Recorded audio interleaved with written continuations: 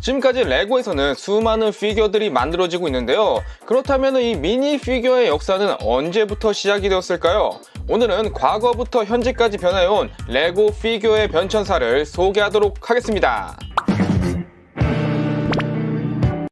레고 따단! 우리 유튜버 여러분들 따하! 오늘은 레고의 꽃이라고 할 수 있는 레고 미니 피규어의 역사를 준비해 봤습니다. 마블, 해리포터, 스타워즈, 디즈니 등등등 정말 다양한 종류의 피규어들이 있는데 이 피규어의 역사가 정말 오래되었더라고요. 그래서 자기가 좋아하는 시리즈의 피규어만 모으는 사람들도 굉장히 많죠. 이 피규어가 과거부터 현재까지 어떻게 변화해 왔는지 오늘 모두 소개해 드리도록 하겠습니다. 그러면 지금으로부터 50년 전인 1974년으로 돌아가 보겠습니다.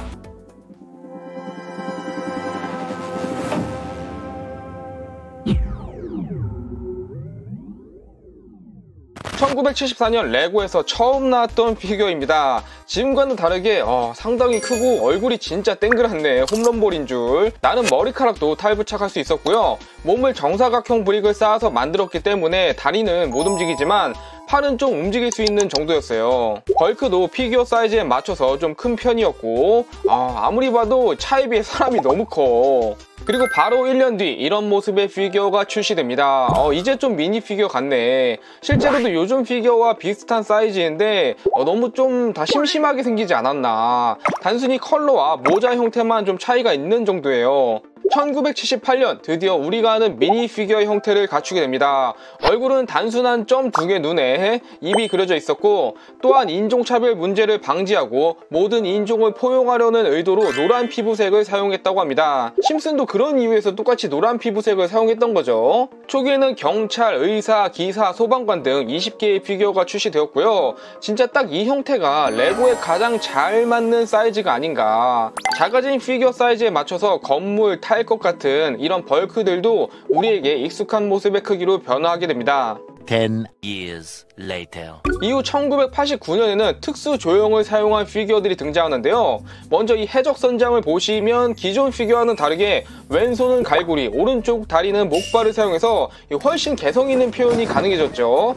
다음에 캐슬에서는 유령 피규어가 등장하는데 어릴 때 진짜 이거 많이 가지고 놀았는데 이 천을 벗겨주면은 안에는 그냥 흰색 몸통에 검은 얼굴로 되어 있었어요. 이게 더 무서운 것 같아. 특히 밤에 야광으로 반짝반짝 빛나는 특수 부품이었죠. 참고로 지금 자주 사용되는 이 드레스 부품도 이때 처음 나왔다고 합니다. 일반 피규어보다 다리가 좀 더 길고 이렇게 뒤쪽은 굴곡진 형태를 가지고 있어요. 1993년에 출시된 이 매직샵에 들어있던 마법사는 최초로 수염이 분리되는 피규어였습니다. 전에는 얼굴 자체에 프린팅이 수염으로 들어가 있었다면 이때부터는 이런 식으로 수염이 분리형으로 나와서 훨씬 리얼한 수염 표현을 해주는 게 가능해졌죠. 이미 이렇게 1990년대 초반에 오늘날의 미니 피규어와 같은 형태가 완성이 되었고요. 이후에는 최초의 라이센스를 가진 피규어가 등장하게 됩니다. 1999년 레고에서 스타워즈 시리즈가 발매되면서 영화에서만 보던 루크 스카이워커, 다스 베이더 등을 이제 레고로도 만나볼 수 있게 되었습니다. 현재는 마블, 해리포터, 디즈니 등 다양한 라이센스 시리즈가 있지만 이 스타워즈가 최초라는 거. 이때부터 본격적인 미니 피규어 수집도 시작된 것 같아요. 참고로 2003년에 나왔던 스타워즈 클라우드 시티에 들어있던 프로토타입 보바펜 미니피규어의 현재 새 제품 가격은 무려 310만원에 거래된다고 합니다. 와, 이때 사놓을걸. 바로 2년 뒤에는 드디어 투페이스가 출시됩니다. 레고계의 또 하나의 혁명으로 얼굴을 돌리면은 또 다른 얼굴이 나오는 요거지. 그전에는 한쪽에만 얼굴이 프린팅이 들어가 있었거든요. 근데 이 투페이스는 뒤쪽 얼굴도 보통 자연스럽게 머리카락으로 가려지기 때문에 이질감도 없고 덕분에 좀 더 자유로운 표정의 연출이 가능해졌습니다. 그 다음에는 최초로 짧은 다리를 사용한 요다 피규어가 나옵니다. 보통 키가 작거나 어린 캐릭터들을 표현할 때 이 짧은 다리를 사용했는데 움직일 수 없다는 치명적인 단점이 있었어요. 하지만 요즘에는 이런 단점도 보완된 움직일 수 있는 짧은 다리도 나왔습니다. 근데 원래 짧은 다리보다는 살짝 길긴 하죠. 이렇게 레고 피규어는 점점 발전해 오다가 2003년에 아주 충격적인 피규어가 등장하게 되는데요. 바로 이 얼티메이트 NBA 아레나 세트에는 실제로 농구를 할 수 있게 좀 독특한 피규어가 들어있었어요. 손과 다리가 고정되어 있고 허벅지 쪽에 스프링이 들어간 이 NBA 선수 피규어를 보시면 손에다가 공을 잡고 던질 수 있게 나온 피규어인데요.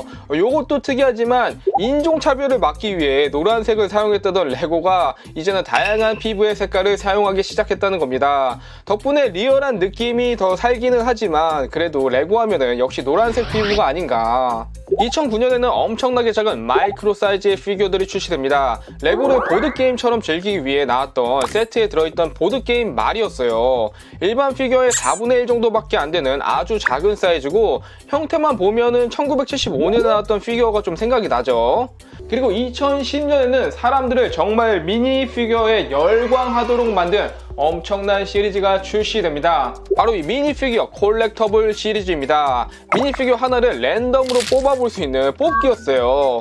포장지에 보이는 피규어 중 하나가 랜덤으로 들어있는 건데 한번 열어보면은 닌자고 제이가 나왔고요. 귀엽죠? 셀카봉도 있어. 이런 피규어 하나와 설명서에는 여기서 뽑을 수 있는 여러 종류의 피규어들이 나와 있고 뒤에는 조립이 좀 어려운 애들 위주로 조립법이 들어가 있습니다.